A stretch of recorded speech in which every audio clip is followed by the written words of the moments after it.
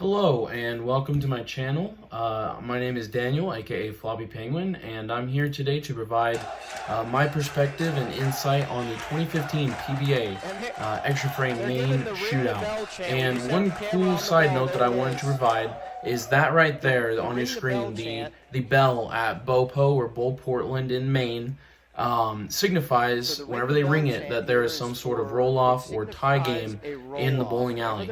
And so what has happened here is Josh Blanchard of Arizona had won the first game against Jason Belmonte from Australia right there, and lost the second game, and now has brought it into a game 3 as a tie game situation. And so we're going to be watching the third game of this match between Jason Belmonte and Josh Blanchard. And as we see there for the first shot out, Jason Belmonte leaves a 2-4-8. And so we're going to see how he converts this or goes about converting it. And as you'll see too, of course, Jason Belmonte being two-handed, has a quite a bit higher rev rate than Josh Blanchard does up to this point, and we're going to see how Jason Belmonte is going to be curving the lane a little bit more, covering some more boards than Josh Blanchard. But to this point in the entire tournament, actually, Josh Blanchard has been on a roll. Each match consisting of the best of 3 format, not just the finals, but each and every match has. And so to this point, he has 3 wins in a row that are all 3.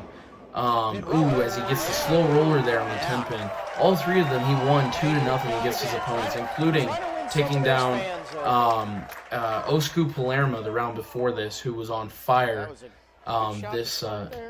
this tournament. And so as we see that slow roller there, Josh Blanchard decided to go a lot straighter than he had been so far in this match, but that's something that he had definitely felt more comfortable doing throughout the entirety of the tournament up to this point, and going a little bit straighter. Looks like he's throwing an Arson high flare. I'm not sure if that is the pearl or the solid, but it's the blue one. And looks like he missed it a little bit at the bottom, maybe threw it a touch hard, and still just got it to skid past the break point and go light mixer there. And so as you see him high five his tour rep Rob Gottschall back there, who's the EBI or Ebonite tour rep. And so that was really cool to see Josh Blanchard. He has a little bit of misroom there. Starts off with a double against Jason Belmonte, who started off 7 spares we saw in the first. So let's see, Belmo crossing right at 5th arrow, and still it sails a little bit. Looks like he left the same thing at 2-4-8 again. Is that? Let's see as the camera switches back. Maybe. Not sure if it will, but I believe he left a 2-4-8 again. Not sure which storm ball or roto grip that he's throwing exactly. It's a little hard to tell. The quality of this being back in 2015 isn't as nice as we have today, to be honest. But yes, he did leave another 2-4-8. Throws it right at 4th arrow and gets the spare again. So back-to-back 2-4-8 spare conversions in the first and second for Jason. I see he's certainly thinking to himself, trying to figure out exactly what he wants to do to win the title that he really wants in Maine. This, of course, being the inaugural or first PBA Maine Shootout. Once again, it's just presented on Extra Frame. I remember watching this live 5 years ago. Crazy to think that it's been that long, but it certainly has. And the Portland, Maine community around has grown so much around bowling and has become a complete staple on the tour for that stop, for the PBA, and for them to be able to have the PBA League there, as well as the Mark Roth and Marshall Holman doubles sometimes, occasionally there. Throughout the years, I mean, the PBA League is incredible. In fact, I just, as we see Belmo go there, and trips the 9 late, and we see emotion from Jason Belmonte, which is not too often up to this point in his career that we saw all that emotion. But I just uploaded a video of the mock draft for the 2020 PBA League, and check that out at the iCard in your screen right now. I did that with my really good friend Alec, who's living down in College Station right now, and we had a blast. We did it over Zoom because of social distancing these days, and so I was very glad to be able to do that with Alec. So be sure to check that out. It certainly is worth the time that it is for. And so as we see, Josh Blanchard definitely sticking to go a little bit straighter there as well. Still, going to stick with that, goes high flush there. And love to see that. That's a really good line for Josh. Works really well with his ball roll and his tilt. Being a similar player myself, of being able to keep my angles in front of me is certainly advantageous. I have somewhat of a similar ball roll to Josh Blanchard. He has probably a little more axis rotation than I do, but certainly not too far off, and we definitely seem comfortable both playing up the gutter, as I certainly am most of the time, as anyone that knows me or has seen me bowl can attest to that being true. Looks like he hit just about 7 there at the arrows, and gets it another one, just flush 10 back right there. So starting with the front 4 is really, he's looking really strong right now. Looking like he's got a commanding lead over Jason Belmonte, who went spare strike. So Belmo here looking to regroup and hopefully double up, kind of make this an interesting match, going forward, and make Blanchard continue to need to strike. Looks like Belmo, looks like he slowed down just a little bit and moved just a hair left with his feet, which is an interesting move to want to do that, as he stones the 9-pin there. So what did I mean by interesting is, usually whenever you see like a 2-4-8 left, especially 2 back-to-back, at least my first thought is, hey, let's try moving right, keep the same tempo going, same speed, same release, same rotation, stuff like that. Just move a little bit right, maybe 1 and 1, and go from there. But it looks like Jason Belmonte decided move just a little bit left, perhaps a 2 and 1 probably, or maybe a 4 and 2, but I think it was more of a 2 and 1, and slow our ball speed down and still come around it as much as we are. As you see, that looked a little bit slower there as well, and high flush. Looks like he adjusted off of the barely getting the line out last time on that lane. So it just seems interesting to me that he chose to move that left and slow down. That certainly speaks to how smart of a player that he is, and definitely was 5 years ago, back whenever this was happening, because to think of that, you have to realize that there is a lot of the pattern that he already broke down to the right of where he's playing, and so moving right can sometimes cost him a lot, because he's already broken down that part of the lane previously in the match, so he doesn't want to run into that same problem of overhooking. As we see, Blanchard there just starts with the front 5, looking incredible right now to this point, looking unstoppable. And so, it was just very interesting to see Belmo make that move, and very smart of him to do so, clearly. As we see, Josh Blanchard too, with his team back in 2015, was the Motown Muscle, I believe, is the jersey that he's wearing. They had the yellow and black jerseys for that year, and now they're more of a bright silver and baby blue color scheme, which I like even more than the yellow and black original color scheme that they had going on. So, man, it looks like he got it left at the arrows of where he's been, and a little bit right down lane, but the ball still hooked just enough to get light mixer and just trip that 4 a little late and get him the strike that he needed for front 6. So he's halfway to a perfect game. I think that's incredible. Josh is really crushing it right now. He's found the miss room, and Belmo certainly just needs to strike here, needs to put 2 more strikes on the board to continue to contend and have a chance against Josh. So it looked like he moved even further left and still gets a messenger on the 9-pin, just barely getting it out late. His ball is coming in extremely hard at a very high angle. Because he slowed down and still is using a similar release, then that's causing the ball to turn more aggressively at the end of the pattern, which is going to lead to more stone 9s or 4 9s or something of that magnitude. As we saw, I mean, in the fourth frame, he left a stone 9. You know, it clearly shows that with how hard his ball is coming off of the end of the pattern and how aggressively that it's turning left, that it can lead to that a lot of times, like a stone 9 or a 4-9 or something of that regard. So it's definitely a tricky and dangerous line to be slowing down that much. And it looks like he moved even further left and didn't get the ball far enough right to the end of the pattern so that he 3-6-10'd.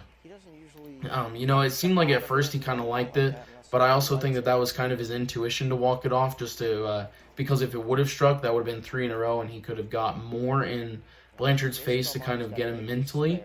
But at the same time, I feel like that was kind of poor execution. He didn't truly post the shot, and as we saw there, I mean, it did not pay off because it definitely looked like he hit near his target at the arrows, but certainly missed a little bit left of where he's been hitting down lane. And he covers the 3-6-10 on the left side of the 3. I don't think that he realized that he had made that. I think that he thought that he had missed it whenever he let go of it off of his hand. So let's see if Blanchard here can continue to strike and get front 7, you know, potentially leading to a perfect game in the title match, which would be pretty awesome, especially, you know, just watching Blanchard go through this tournament. He really crushed it. His only nail-biter of a match, I believe, was when Wes Malott, in one of the early rounds, if not the earliest round, I think it was in one of the very early rounds, as we see him flat 10 there, almost 7-10. That was deadly for a split second, but thankfully the 7-pin fell late for him, and he just has a flat 10 to deal with. But earlier in this tournament, he faced Wes Malott, and Wes shot 270 against him the very first game, and then he shot 258, 257, I believe it was, to ultimately defeat Wes Malott 2-1. And then ever since then, I believe he continued to win 2-0 against his opponents. I don't believe that he lost a single match up until he lost against Jason Belmonte the game right before this one to force a game 3. So as we see him cover the 10-pin there that he left, and as we see him go back to his other ball with his switch grip, we see him going through his pre-shot routine as well, which is something really cool that I could talk about too.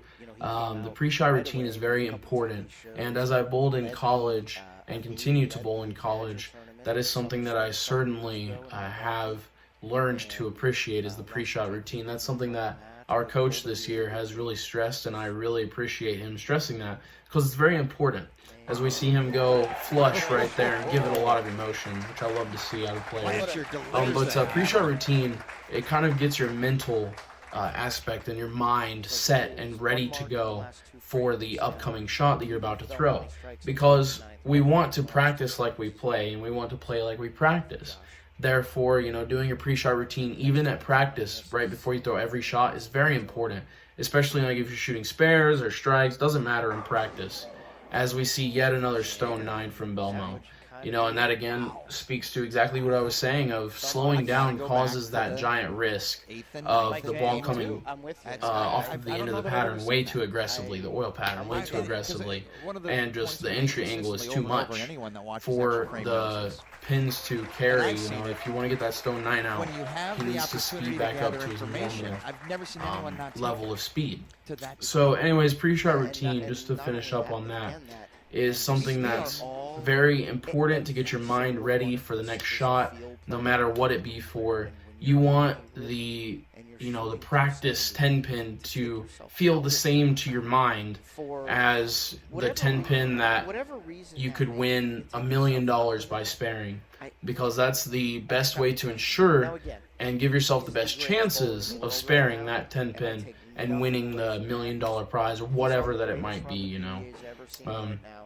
It's very important. As we see a little backup ball action from Jason Belmonte to spare the 310, that's actually kind of impressive. And that was well before the realm of two-handed going back up, you know, with Anthony Simonson or even Jason Belmonte trying to get at the U.S. Open, I believe, or maybe it was the Masters, but I think it was the U.S. Open one year, whenever Buttroff was leading over him by, oh gosh, probably 350 to 400 pins in match play, and Belmo decided to go back up, and it didn't pay off. But I certainly remember that happening. And this was well before that, though. As we see a slight ring 10, that's like a half 10 from Josh Blanchard. Very good shot, it looked like, though. And, I mean, he's pretty much wrapped it up at this point. You know, it's textbook, and I think that this is a great example of straighter is greater. You know, throughout the whole match or the whole game that we've seen, Blanchard has really been taking advantage of the oil that's there on this pattern on the outside towards the gutter, and there you go. There's the spare right there. That pretty much wraps things up for him as a win. And you know, it just goes to show that no matter what, like, if you want to find something and you don't have anything playing left, you can always go back right and try to just feed it up the gutter and see what happens. You know, you might get to pocket. It might be a very high reward for you doing so, as you see Blanchard there and the crowd cheering him on. So he goes flush there, gets 10 back, and gives it the hoorah for the final win right there, locking it up in Maine for, I believe this was his second PBA title, and it's just really cool to see that, you know, and or maybe this was his third. I can't remember if this was his second or third. Comment below if you know if this was Blanchard's second or third title, or maybe I'm completely wrong, but I believe it was his either second or third. But as we see, ring 10 there, and they're just going to finish up. But yes, straighter is greater was definitely shown in this telecast by Blanchard, overcoming Jason Belmonte, who tries a little loft there and even slower. It's a light mixer, but you know, at the end of the day, what can you do? Belmo, it looks like he tried a couple different things. I believe he even switched balls there in the 9th whenever he left that 310. And so, you know, it's just a what can you do type of situation. So other than that, guys, thank you so much for joining me on this. As I did another reaction video, I love doing these. I'm very excited to do some more. Oh, it was the second career title, as it says in the bottom right of the screen. So I was originally right. But yes, so thank you guys. Be sure to subscribe below. Comment below if you have any future suggestions for these videos that you want me to react to, or PBA finals. And stay blessed, guys, and leave a like. Peace.